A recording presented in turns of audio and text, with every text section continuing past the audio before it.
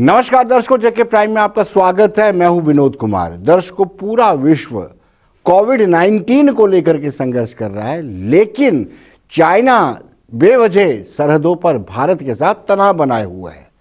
हालांकि पहले नेपाल ने भी आंख दिखाई थी चाइना के इशारे पर, लेकिन नेपाल को अब समझ आ गई कि भारत जैसे बड़े मुल्क के साथ दोस्ती ही बेहतर होगी, दुश्मनी वो ले नहीं सकता। और आज जो नक्शे में उसने फेरबदल किया था, नक्शे में भारत के काला पानी समेत 3 जगहों को अपने नक्शे में शुमार किया था, आज उसने वो नक्शा खारिज कर दिया है। लेकिन पाकिस्तान बिल्कुल साथ खड़ा है चाइना के, और पाकिस्तान ने कहा है कि मोदी, प्रधानमंत्री नरेंद्र मोदी या केंद्र सरकार, मौजूदा भारत सरकार की सोच के कारण तनाव बना हुआ है। दूसरी ओर यूएसए यानी डोनाल्ड ट्रंप ने भी, अमेरिकी प्रेसिडेंट ने भी मध्यस्थता की बात की है कि अगर चाइना और भारत चाहे तो वो इंटरवेन कर सकते हैं, लेकिन भारत ने इस मध्यस्थता की सिफारिश को सिरे से खारिज कर दिया है। अब तनाव बना हुआ है। भारत ने ये फैसला ले लिया है कि जितनी भी जो इंफ्रास्ट्रक्चर वर्क चल रहा है, एक्टिविटी चल रही है, सड़कों का निर्माण हो रहा है सरहदों पर, वो कंटिन्यू रखा जाएगा। चाइना जितनी फौज रखेगी उतनी ही फौज भारत भी आमने सामने रखेगा। लेकिन नाराजगी, चाइना क्यों नाराज है, इस पर हम चर्चा करेंगे। चाइना ने वायरस पैदा किया, ये कहा जाता है, खुद यूएस प्रेसिडेंट भी कहते हैं कि ये कोरोना वायरस जो है चाइनीज वायरस है, ये वायरस पैदा किया। अपने ही कंट्री में उनकी अर्थव्यवस्था पर भी नुकसान हुआ, बेरोजगारी भी बढ़ी। एक ये तनाव था। दूसरा तनाव उनको ये था कि जहाँ पर उन्होंने इकोनॉमिक कॉरिडोर को लेकर के यानी पीओके में इतनी ज़्यादा इन्वेस्टमेंट किया है, बहुत ज़्यादा इन्वेस्टमेंट किया है, उसको भारत अपना अभिन्न अंग बता रहा है, पार्ट एंड पार्सल बता रहा है। और ख़ास तौर पर जो गिलगित बाल्टिस्तान और मुजफ्फराबाद, मीरपुर का जो बुलेटिन है, जो वेदर का बुलेटिन है, उसमें उनको शुमार कर दिया गया है। और तीसरी बड़ी बात थी, प्रधानमंत्री नरेंद्र मोदी ने जब ये कहा कि स्वदेशी प्रोडक्ट को इस्तेमाल करना है, स्वदेशी प्रोडक्ट को प्रचारित भी करना है, ये सारी चीज़ें सूट नहीं कर रही हैं चाइना को, क्योंकि चाइना की बहुत बड़ी मार्केट इंडिया में है। हम खुद देखते हैं, एक अगरबत्ती से लेकर के बड़े बड़े प्रोडक्ट जो है वो चाइना से आते हैं, और चाइना को लगा कि कहीं ये बहुत बड़ा आर्थिक तौर पर झटका चाइना को मिला, इसलिए बौखलाहट के चलते ये जो रक्षा विशेषज्ञ हैं, जो आर्थिक अर्थव्यवस्था से जुड़े हुए लोग हैं, ये उनका मानना है। तो दर्शकों, जैसे हमने आपको बताया कि चाइना को इस बात की बौखलाहट है कि जिस तरीके से प्रधानमंत्री ने कहा कि अपने स्वदेशी प्रोडक्ट इस्तेमाल करिए, क्योंकि भारत में चाइना का बहुत बड़ा बाज़ार है। जिस तरीके से पीओके में गिलगित बाल्टिस्तान और मुजफ्फराबाद, मीरपुर का जो वेदर है वो अपने बुलेटिन में शुमार कर दिया गया, और बहुत सारी ऐसे मामले थे जिससे चाइना बौखलाहट में और आज सरहदों पर तनाव बनाए हुए हैं। इस वक्त हमारे साथ कर्नल वीरेंद्र शाही जुड़ चुके हैं फोन लाइन पर। कर्नल शाही, आपका स्वागत है। किस तरीके से आप देखते हैं कि 62 और 2020 के भारत को आप किस तरीके से डिफ्रेंशिएट करते हैं? देखिए, ऐसा है कि चाइना इस वक्त अंडर प्रेशर है जी। चाइना की सेंसिटिविटीज हम समझते हैं।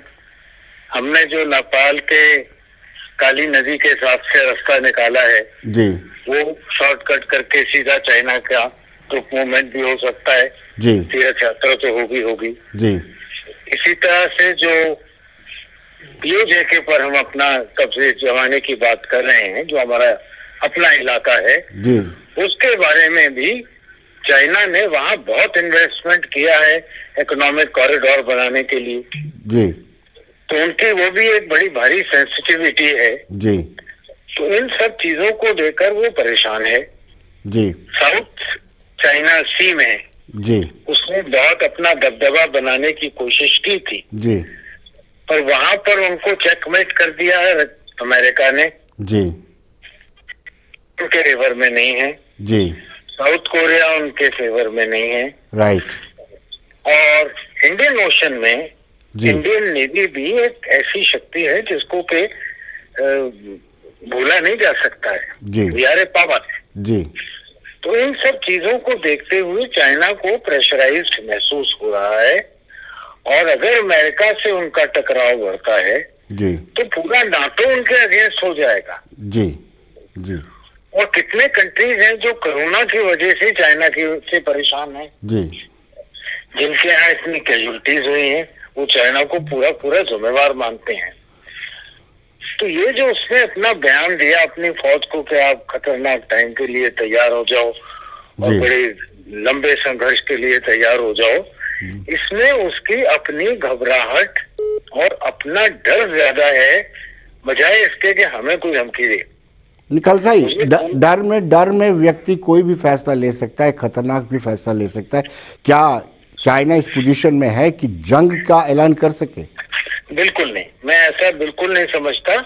जी अगर चाइना को कभी भी जंग की तरफ सोचना होगा जी तो मैं समझता हूँ इससे ज्यादा सुसाइडल टाइम जी उसके लिए नहीं हो सकता। जी और चाइना को अगर चाइना वॉचर जो हम लोग देखते आए हैं, जी उनका है कि वो दाड़ा मारो, जी डराओ, जी और कोई नहीं डरता है तो खुद डर के बैठ जाओ। जी जी लेकिन इस्लाम में भी उन्होंने ऐसा ही किया था, जी उसके पहले भी वो ऐसा ही करते आ रहे हैं। जी और ईस्टर्न थिएटर में हमने खुद देखा है उनको, जी वो बड़ी नफरी बड़ा ज्यादा नंबर लगाकर आके हो करेंगे।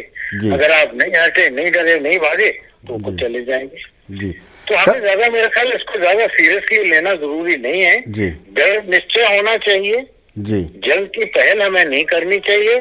जी। और जैसा कि फैसला लिया है रक्षा मंत्री ने मीटिंग करके तीनों चीफ की और हमारे सीडीएस को बिठाकर कि जो हमारे वहां पर इंफ्रास्ट्रक्चर कंस्ट्रक्शन के काम चलेंगे हम नहीं रोकेंगे, करते जाएंगे। जी कंसाई, ये मैं पूछ रहा था कि सैन्य दृष्टि से 1962 में भारत कितना सक्षम था और आज 2020 में भारत कितना सक्षम है? 1962 में तो बात हो रही थी कि फौज की जरूरत ही नहीं है।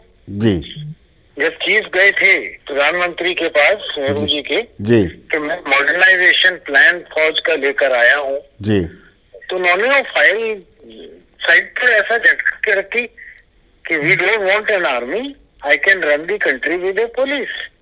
हमें तो पीसफुल कंट्री चाहिए, मंचशील चाहिए।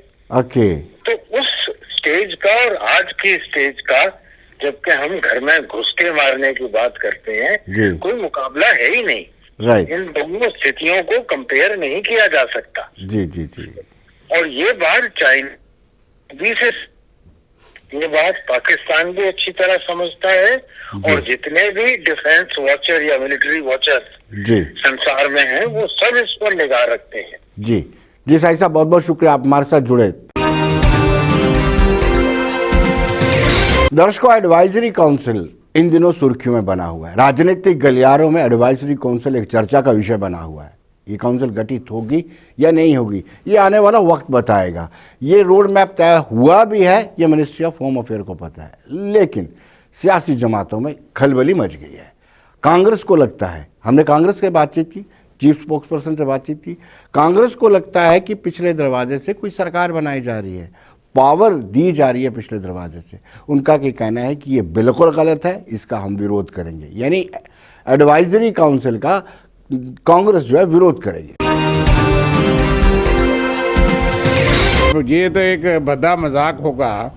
ये तो बड़ा अचंभा लग रहा है कि इस तरह की कोई सरकार बैकडोर से कोई डेली वेजर नीड बेस्ड तो हमने सुना था लगते हैं, लेकिन पूरी की पूरी सरकार किसी बैकडोर से बन जाएगी ऐसा विश्वास तो नहीं होता कि इस तरह का भी कोई प्रक्रिया जो है वो सोची जा रही होगी। लेकिन भारतीय जनता पार्टी की केंद्र सरकार से कुछ भी उम्मीद की जा सकती है। अगर चुनी हुई सरकारों के नुमाइंदे एमएलए जो है उनको भगा के सरकार गिराई जा सकती है, कर्नाटका, मध्य प्रदेश, और चुनी हुई सरकारें जो है वो वोट ऑफ कॉन्फिडेंस के बगैर ही हटाई जा सकती है। तो कुछ भी हो सकता है, ये तो भारतीय जनता पार्टी जो सरकार बता सकती है। लेकिन इतनी बात ये रिपोर्ट्स मीडिया में, सोशल मीडिया में आती हैं, जिससे मुझे लगता है कि एडमिनिस्ट्रेशन में कहीं ना कहीं डिस्टेबलाइजेशन होती है और अथॉरिटेटिव सोर्सेज को इनको क्वालिफाई करना चाहिए कि इसमें क्या सत्य है। अगर इसी तरह की र्यूमर छोड़ करके पार्टियों को तोड़ना जोड़ना लगाना है, एक नई पार्टी बनानी है, और अगर इसी विश्वास पे ये पार्टी बनाई गई है कि इसी किसी दरवाजे से आपको जो है वो सरकार मिल जाएगी, एडवाइजरी काउंसिल होगी, उसका क्या वजूद होगा। संवैधानिक तौर पे, राजनीतिक तौर पे, जमहूरी तौर पे ये बिल्कुल नाजायज़ होगा। ये एक बड़ा मजाक होगा। It will be A fraud with the people and fraud on constitution. दर्शकों, नेशनल कॉन्फ्रेंस का मानना है कि ये एक नया तजुर्बा सरकार सोच रही है। उनका कहना है कि अगस्त 2019 से जिस तरीके से केंद्र सरकार जम्मू पर अलग अलग एक्सपेरिमेंट करते आ रही है, सब के सब एक्सपेरिमेंट फेल हुए हैं। और ये एक्सपेरिमेंट भी मुख्तसर बात की जाए, ये नेशनल कॉन्फ्रेंस का कहना है कि ये भी फेल हो जाएगा।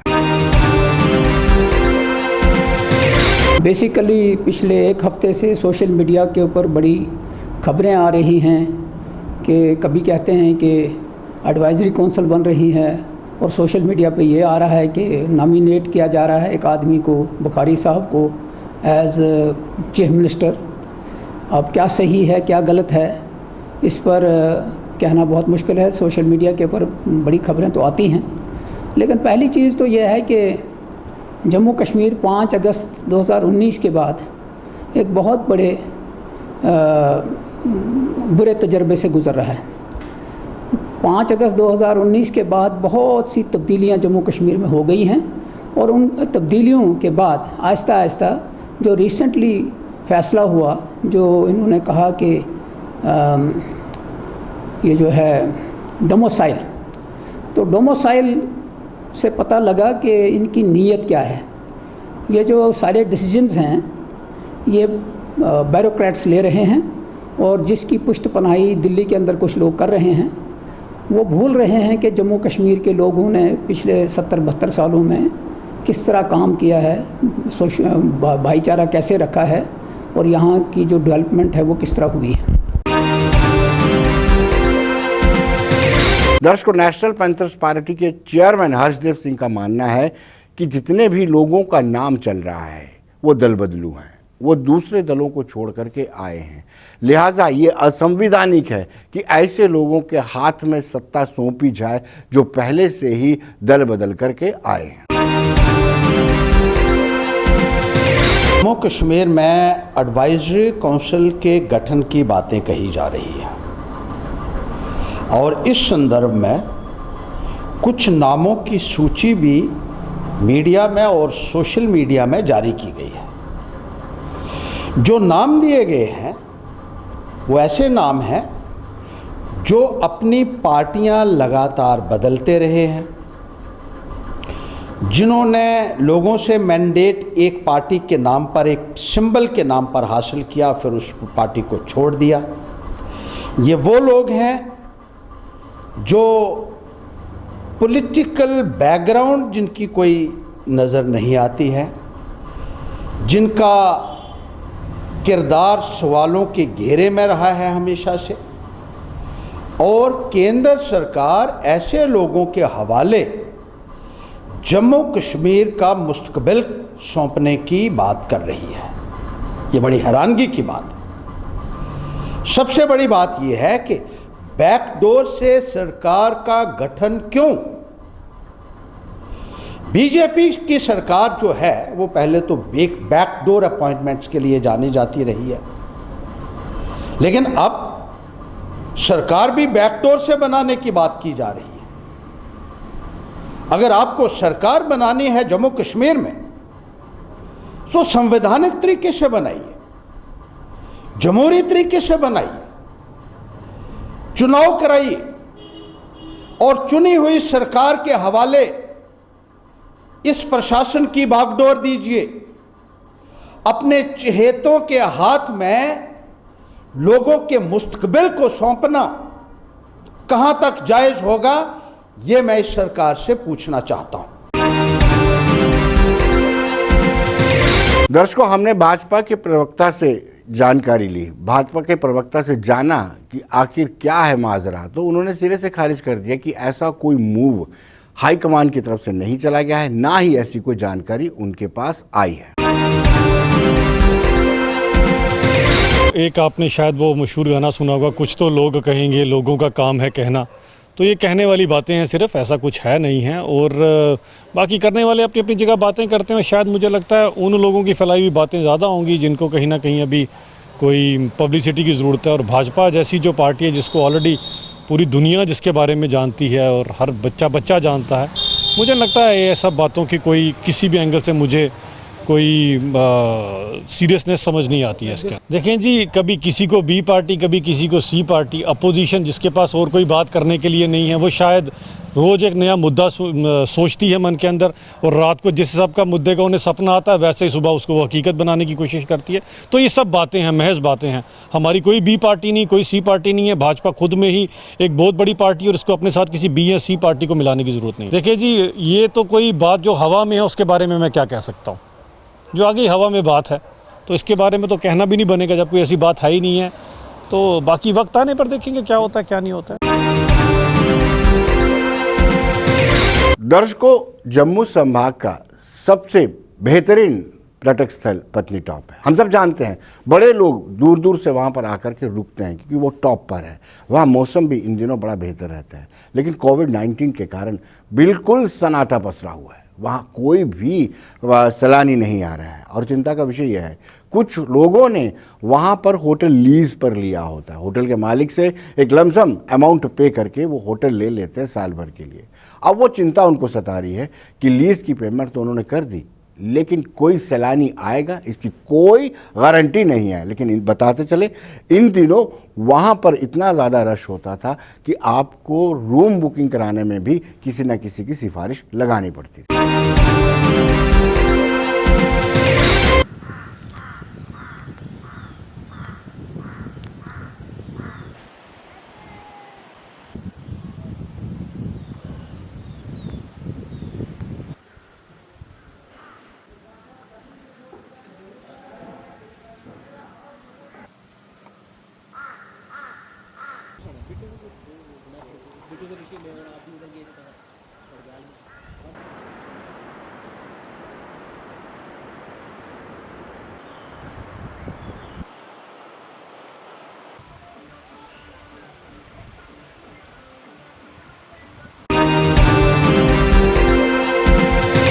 ये हमारा पीक सीज़न होता था, काफ़ी टूरिस्ट आते थे, चाहे वो बाहर से नहीं तो लोकल ही आते थे, तो सबका गुजारा अच्छे से होता था।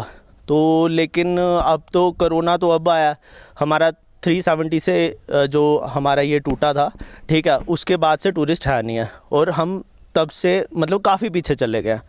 तो बस सरकार से ये गुजारिश है कि वो इस स्पॉट को देखें, यहाँ पे लोग देखें, क्योंकि जो लोगों का यहाँ पे रोज़गार है ना वो टूरिस्ट ही है, और यहाँ पे कोई फसल वगैरह इतना हाई नहीं है फसल वगैरह का। और मैं तो खुद लीज़र हूँ, ठीक है, तो अब हमने क्या है कि हमने अगले साल का भी एडवांस दिया होता है वगैरह, तो हम ये चीज़ सोच रहे हैं कि भाई अब अच्छा होगा, अब अच्छा होगा, अब अच्छा होगा, तो वो चीज़ हो ही नहीं पा रही है। तो हम तो काफ़ी देर से सफ़र कर रहे हैं, पर गवर्नमेंट से ये गुजारिश है कि इस पॉइंट को देखा जाए, और काफ़ी ज़्यादा जो लोग हैं वो अब अनएम्प्लॉयड हो चुके हैं। दर्शकों, पत्नी टॉप में एक बड़ा सा मैदान है। इस मैदान में घुड़सवारी की जाती है, बच्चे घोड़े पर चलते हैं, लेकिन ये घोड़े वाले भी इन दिनों पूरी तरह से फ्री हो चुके हैं, इनके पास भी कोई काम नहीं है। इसी मैदान के बाहर छोटे छोटे दुकानें लगती थी, इन दुकानों में खाने पीने की व्यवस्थाएं होती थी, चीज़ें मिलती थी। वो दुकानदार, छोटे दुकानदार भी पूरी तरह से फ्री हो चुके हैं, यानी उनके लिए भी कोई काम नहीं है। कहीं ना कहीं चिंता उनकी निरंतर बढ़ती जा रही है। सर, यहाँ तो बहुत ज़्यादा दिक्कत हो गई है, काम काज तो है नहीं, क्योंकि इस वक्त सब जो हमारा सीज़न होता था, जो सबसे बड़ा पीक सीज़न है कहते हैं, तो यहाँ इतना रश होता था, कभी होटल रेस्टोरेंट वो दुकान भरी हुई होती है और यहाँ रहने के लिए जगह नहीं होती थी। और ऐसा वक्त आया बिल्कुल सुनसान, जैसे मतलब यहाँ कोई रहता नहीं है, बिल्कुल एक सुनसान हो गया है। तो काम काज कोई नहीं है, रेडी वाले घोड़े वाले सब भी परेशान हैं। यहाँ कोई रोज़गार का कोई सिस्टम नहीं है, क्योंकि पूरी यहाँ 2 गांव पड़ते हैं, विलेज करला और विलेज चकवा। यहाँ के लोग जो हैं जिनका घोड़े पर और छोटे छोटे रेडी खोखे पर डिपेंड था उनका, और अभी कुछ भी कोई भी काम काज है नहीं, जो कि गवर्नमेंट की तरफ से कुछ माड़े छोटे मोटे कोई काम होते थे, वो भी कोई काम नहीं है कि कोई जाके दिन लगाएगा। इसलिए गवर्नमेंट को भी चाहिए कि हमारी तरफ थोड़ा सा ध्यान दे, क्योंकि यहाँ कोई खोखे वाले दुकानदार जिनका कि इतने दिन हो गए हैं लॉकडाउन में, और सामान भी जो है वो एक्सपायर हो गया है, काम धंधा कोई नहीं है, कुछ नहीं है। तो इसलिए हम यही मतलब आपके माध्यम से जो गवर्नमेंट से रिक्वेस्ट करते हैं कि यहाँ की एडमिनिस्ट्रेशन यहाँ देखे, यहाँ बहुत ही बुरा हाल है। दर्शकों, उन सबों ने एलजी जीसी मुर्मू से गुहार लगाई है कि उनके लिए भी अगर कोई पैकेज बनता है तो उनको भी उस पैकेज में शुमार किया जाए और उनकी आर्थिक मंदी हालत को देखते हुए उनको कोई पैकेज दिया जाए। यहाँ पे लॉकडाउन की वजह से बड़ी मुश्किलें आ रही हैं, क्योंकि यही हमारा 1-2 महीने का पीक सीज़न होता है जो मतलब गर्मी का होता है और बर्फ़ टाइम का। मगर कोरोना वायरस की वजह से मतलब इस टाइम ना कोई काम का कोई ज़रिया है ना कुछ, ऐसे ही सब कुछ पूरा पत्नीटॉप खाली पड़ा है, सभी होटल वगैरह सभी कुछ खाली हैं। तो हमारी गवर्नमेंट से गुजारिश है थोड़ा इस पर ध्यान दिया जाए और लोगों को हेल्प की जाए, जैसे घोड़े वाले वगैरह वगैरह जो काम का डेली मतलब दिहाड़ी लगा के मतलब अपना गुजर बसर करते हैं, उनको बड़ी प्रॉब्लम हो रही है, उनके बारे में सोचा जाए थोड़ा बहुत। इधर पत्नीटॉप में इतना रश होता है कि मतलब रूम नहीं मिलता है रुकने के लिए, मतलब गार्डन वगैरह पूरे भरे होते हैं। मगर आज आप देख सकते हो कि मतलब मई का महीना चल रहा है, गर्मी में इधर बहुत ज़्यादा रश होता है, मगर इस टाइम देख रहे हो आप इधर कोई कुछ नहीं है, मतलब कोई पूरी तरह से सन्नाटा फैला हुआ है।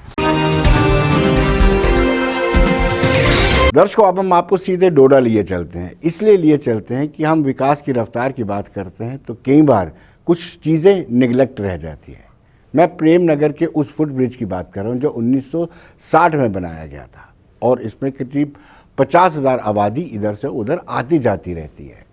फुट ब्रिज है, घोड़े खच्चर जाती हैं, लोग जाते हैं, गाड़ियाँ नहीं जाती हैं, लेकिन इसका रख रखाव बिल्कुल नहीं हो रहा है।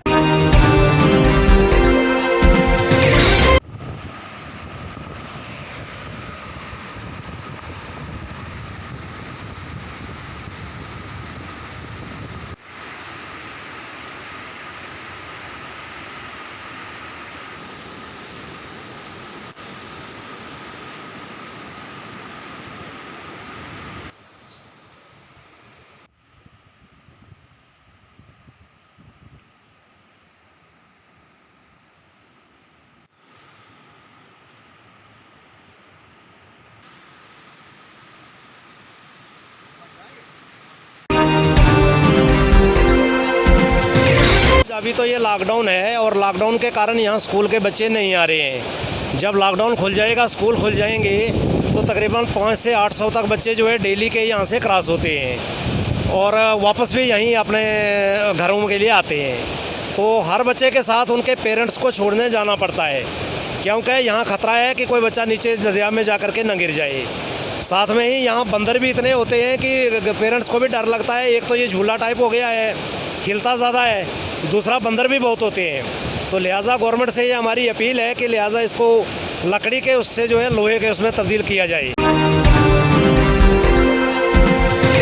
दर्शकों, स्थानीय लोगों से हमने बातचीत की तो स्थानीय लोगों का कहना है कि रख रखाव में कहीं ना कहीं गुंजाइश है। इस रख रखाव को ज़रूरी है, इसको मेंटेन करने की ज़रूरत है।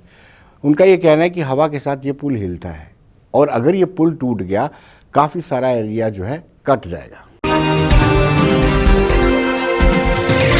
460 फुट लंबा है और लकड़ी का बना हुआ है, तारें लगी हुई है, बोसीदा है, कहीं भी इसका और इस पर खच्चरें चलती हैं, बकरवाल चलते हैं, इस पर गंद भी पड़ती है, कहीं आग का भी खतरा है इसमें। और जब हवा चलती है तो 460 लंबा पुल के फुट होने की वजह से इसकी जो लेंथ ज़्यादा है तो हवा से ये झूमता है, कहीं बच्चे गिरकर नीचे चले जाएं, कोई नुकसान हो जाएगा, बच्चे गिर जाएंगे, खच्चरें गिर जाएंगे। तो इसलिए सरकार से विनती है कि इस पुल को जल्दी से जल्दी तमीर किया जाए, लोहे में कन्वर्ट की जाए, हो सकता है तो मोटर गाड़ी में इस वक्त इसका बना हुआ आज तक वैसे का वैसा ही रहा। बाकी जगहों पर तमाम पुल जो थे दरियाए चिन्हा पर लोहे में और गाड़ी के उसमें बन गए, लेकिन इसका जैसा था वैसे का वैसा ही रहा। दर्शकों, आखिर में हम आपको एक और ठगी ठगोरी का नया नमूना और तरीका दिखाते हैं। एक व्यक्ति ने अपनी फेसबुक पर स्कूटी की फ़ोटो डाली और उसकी कीमत लिखी कि ये कीमत 30,000 है और इसको कोई भी खरीद सकता है। एक शातिर व्यक्ति ने वो फ़ोटो उठाई और OLX में डाल दी और उसमें उसकी कीमत 20,000 लिखी और कहा कि मेरी ट्रांसफ़र हो गई है और मैंने वापस जाना है, तो जो स्कूटी लेना चाहता है इस अकाउंट नंबर में पैसे डाल दे। हालांकि अमूमन लोग बड़े सुलझे हुए थे, लोग नहीं डालते हैं, लेकिन कई लोगों ने 3-4 लोगों ने 20-20 हज़ार रुपया उसके अकाउंट में डाल दिया। अब जब स्कूटी लेने जाते हैं तो वो एक ही व्यक्ति है जिसकी स्कूटी है और वो बुरी तरह से फंस गया है। उसने हालांकि थाने में रिपोर्ट दर्ज कराई है, लेकिन शातिर दिमाग देखिए, ठगी ठगोरी करने वाले कितने तेज होते हैं। पहले हम उस पीड़ित से दिखते हैं जिसने पैसे जमा करवाए हैं। आइए उसका क्या कहना है। सर मेरे बेटे ने फेसबुक पे ये डाली थी स्कूटी, तो उस बंदे ने आगे क्या किया, हमारे साथ वो फ्रॉड कर रहा है, उसने स्क्रीनशॉट ले लिए हैं। ठीक है, स्क्रीनशॉट लेके उस स्कूटी की कीमत अब डाल रहा है वो 25,000। ठीक है, जो लोग उसको फॉलो करते हैं, उसके साथ कांटेक्ट करते हैं, उनको बोलता है कि ये स्कूटी आपको ट्रांसपोर्ट के जरिए भेज दी जाएगी। ठीक है, तो फिर वो लोगों को अपना अकाउंट नंबर देता है, तो इसमें पैसे डालो, ट्रांसपोर्ट के जरिए आपको भेज दी जाएगी। तो ये लोगों के साथ ये आदमी फ्रॉड कर रहा है। इसकी फ्रॉड की वजह से मेरे को परेशानी हो रही है। ठीक है, इस परेशानी मैंने FIR जो है रामगढ़ थाने में दी हुई है।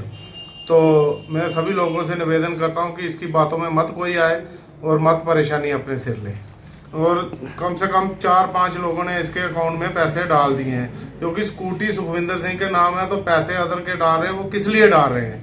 ये लोगों ने थोड़ा देखना चाहिए कि डॉक्यूमेंट किसके नाम है और पैसे किसके खाते में जा रहे हैं। अगर कल को कोई और आदमी इसमें फंसता है तो मेरी कोई रिस्पॉन्सिबिलिटी नहीं है। दर्शकों, जिसने अपना अकाउंट नंबर डाला हुआ था उस व्यक्ति से हमारे संवाददाता ने टेलीफोनिकली बात की। आइए देखते हैं उनका क्या कहना है। सर आपने स्कूटी डाली है कोई 2019 मॉडल जी। कितने की है? 30,000 की है जी। तो कहाँ पे है ये सर मैं श्रीनगर से बात कर रहा हूँ, श्रीनगर एयरपोर्ट से। श्रीनगर एयरपोर्ट से। तो हाँ स्कूटी जी, कहाँ पे है? ये श्रीनगर एयरपोर्ट में ही है सर। अच्छा, श्रीनगर एयरपोर्ट में है। हाँ जी, हाँ जी। फिर अगर ये कहाँ का नंबर, कहाँ का? श्रीनगर का नंबर है ये? सांबा। नहीं, सांबा का नंबर है ये हाँ जी, स्कूटी का। हाँ जी। तो फिर कहाँ स्कूटी कहाँ खड़ी है? कार्गो ट्रांसपोर्ट में सेलिंग के लिए गाड़ी लगा हुआ है। मैं इंडियन आर्मी से हूँ, मेरे यहाँ से पोस्टिंग हो गया है। अच्छा, इसलिए अर्जेंट सेलिंग रखा है और मैं आपका गाड़ी नाम करा के दूंगा, आपका होम डिलीवरी करा के दूंगा। ओके, करवा दें सर होम डिलीवरी। सही है, एक्सीडेंट तो नहीं है ये? नहीं, गुड कंडीशन गाड़ी सर, ऐसा नहीं कोई। अच्छा, कितने की सर? सर इसका 30,000 प्राइस है। 30,000 रुपया? तो आगे पीछे कोई थोड़ा बहुत लोन? 25 लग जाएगा आपको। 25 लग जाएगा जी सर। तो फिर सर पेमेंट एडवांस में करनी है बाद में? नहीं, बाद में करनी है। जो फर्स्ट में आपको जो RTO चार्ज जमा करना है 3,150, जो आपका डील में से माइनस हो जाएगा। अच्छा, हाँ जी। सर कर ले, मेरी बुकिंग कर ले, मेरे को दे दें स्कूटी ये। हाँ, तो आप मेरे लिए डॉक्यूमेंट सेंड कीजिए, आधार कार्ड, पैन कार्ड, फोटो आपका, और जहाँ पे गाड़ी मंगाना है एड्रेस, पिन कोड नंबर है, ये मेरा सेम व्हाट्सएप नंबर है। और आप, हाँ, वो आपके लिए कार्गो ट्रांसपोर्ट का अकाउंट नंबर दिया जाएगा, उसमें पे करना है। ओके, ठीक है। तो सर आप कहाँ से बोल रहे हैं? मैं श्रीनगर से बात कर रहा हूँ सर। श्रीनगर से? हाँ जी। आप आर्मी में हैं? हाँ जी, CSF में? हाँ जी। ठीक है। तो स्कूटी सर आपके नाम पे है या किसके नाम पे है? सुखविंदर सिंह नाम का? हाँ, सुखविंदर सिंह। आपका नाम सुखविंदर सिंह है? जी। अच्छा। हाँ, तो बोलिए कितना टाइम लग जाएगा आपको? मैं सर करता हूँ अभी, थोड़ी देर रुको। पहले पैसे कितने डालने हैं? 3,150 रुपए, 3150। 3150 जी। तो बाकी पेमेंट आपका गाड़ी रिसीव होने के बाद में, आपके पास में गाड़ी आ जाएगा तब। तो दर्शकों, इससे आपको ये सीख लेनी होगी, कोई भी चीज़ परचेज करने से पहले पूरी तरह से उसका मुआयना कर लेना चाहिए। ये चीज़ किसकी है, हम पैसे किसको ट्रांसफ़र कर रहे हैं। तो दर्शकों, आज के कार्यक्रम में बस इतना ही। कल फिर होगी मुलाकात। मुझे और मेरी पूरी टीम को दीजिए इजाज़त। नमस्कार।